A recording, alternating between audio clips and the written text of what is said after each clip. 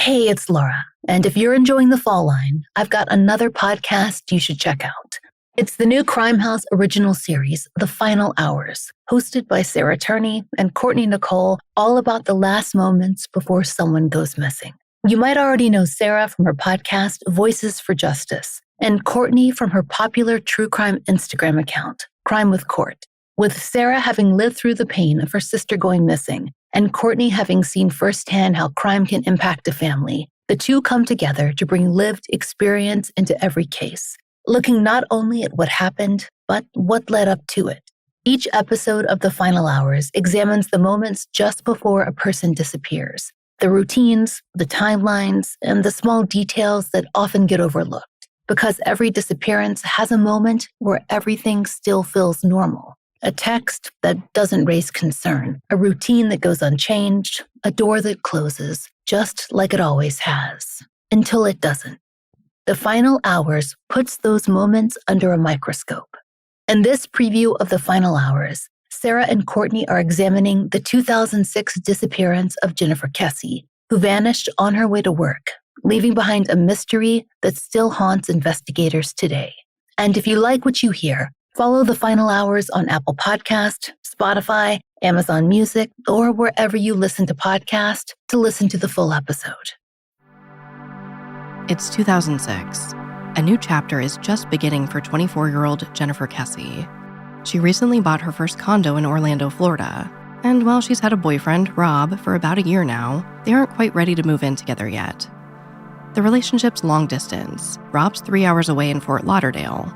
Jennifer doesn't love it, but she's embracing it. They see each other on the weekends and during the week. She seems to enjoy her independence. She's got a job she loves, a financial analyst at a timeshare business, which she's crushing, by the way. She's gotten 2 promotions in her first year at the company. That's how she can afford that new luxury condo. And she's got a great group of friends and family that really adores and supports her. Her family's about 2 hours away in the Tampa Bay area. She and her younger brother Logan are super close. She's got a solid group of girlfriends from her sorority days back at the University of Central Florida. She's popular, a leader, responsible, and not afraid to be assertive or speak her mind. Everything you'd expect from a young, hungry professional who's undoubtedly going places. Most of all, she's got a really great head on her shoulders. Yeah, and the one thing that kept coming up about Jennifer was she was super mindful of her own personal safety. The kind of student who would carry pepper spray in her purse while walking across campus. Someone with a you can never be too careful type of attitude. Maybe that's because she heard this story growing up. Many years back, when they lived in New Jersey, her parents, Drew and Joyce, were held at gunpoint. I don't know too many details about that, but when something like this happens to the people you love, you take your own personal safety a lot more seriously. And that's exactly what Jennifer did. She saw it as a cautionary tale. Now living alone, not super close to her boyfriend and family, Jennifer was extra aware of her surroundings. Her new condo, the Mosaic at Millennia, wasn't in the nicest part of Orlando. Sure, it was a gated community with on-site security, but it was still in the process of being built when she moved in, which meant a lot of strangers, particularly construction workers, coming and going from the property at all hours of the day. And Jennifer mentioned the uneasiness she felt to her family and her boyfriend Rob on more than one occasion. You know, I think Jennifer did the right thing by expressing her concerns to family and friends. Smart. It's very smart. I still do that, I'm 27 years old. But when a woman lives alone, she becomes a target for predators. Well, I think that's one of the scariest aspects, is that she did all the right things. Yeah, she did everything right. Living alone, you do become an easy target, especially, in Jennifer's case where she's in a condo and it's newly built. So there's tons of people kind of coming and going, and you can kind of become an easy target. And I feel like that goes for any woman, Yeah, unfortunately. Well, at least Jennifer got a little break from the stress of everyday life in January 2006. On the 19th, she and Rob took a vacation to the Caribbean island of St. Croix. The trip was short. They were gone for less than 4 days, but it seemed to be exactly what she needed. Meanwhile, Jennifer's brother Logan did a little house sitting. That weekend, he and 2 of his friends, Travis and Matt, went to her condo to hang out. But Travis ended up forgetting his work phone there. He planned to get it from Jennifer once she returned. By the evening of January 22nd, Jennifer and Rob were back in Florida. She spent the night at his place in Fort Lauderdale and then drove straight to work from there on the Monday morning of the 23rd. That night after leaving her office, Jennifer called her parents to tell them all about St. Croix. Her mother, Joyce, said that Jennifer had an excellent time. Joyce said she, quote, was on a cloud. She also spoke to Logan, who asked her to keep an eye out for Travis's phone. Jennifer said she saw it and would take it with her the following morning to work so she could mail it back to him, since it was easier than making the hour-and-a-half drive to pick it up.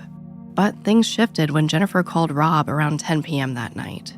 Apparently, they had a bit of a disagreement, which Rob would later freely admit.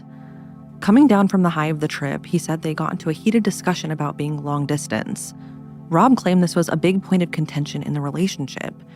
The distance made Jennifer feel a little insecure, almost like Rob didn't love her enough to move. I feel like these last moments are so hard. You always imagine the last time you see somebody that you're going to have these amazing words of affirmation, that you're going to tell them how much you love them, and that's just not reality, you know? Sometimes we fight, sometimes we have arguments, and you just never want to have that be the last thing you say to someone. Yeah. And I know from firsthand experience that you go back and you think about those last moments and you overanalyze. And, for me, you criticize yourself. You always wish that you did more, you said more, and especially loved them more. And the hardest part is you just never know when that moment's going to happen. And so, those last words it's tough. Yeah, and the what ifs. Yeah, absolutely. Like you always think, what if? What if I did something different that could have changed the whole course of this? And when you overanalyze, you go back and you think, were they hinting at something? You try to draw any information or any clues you can out of those last statements.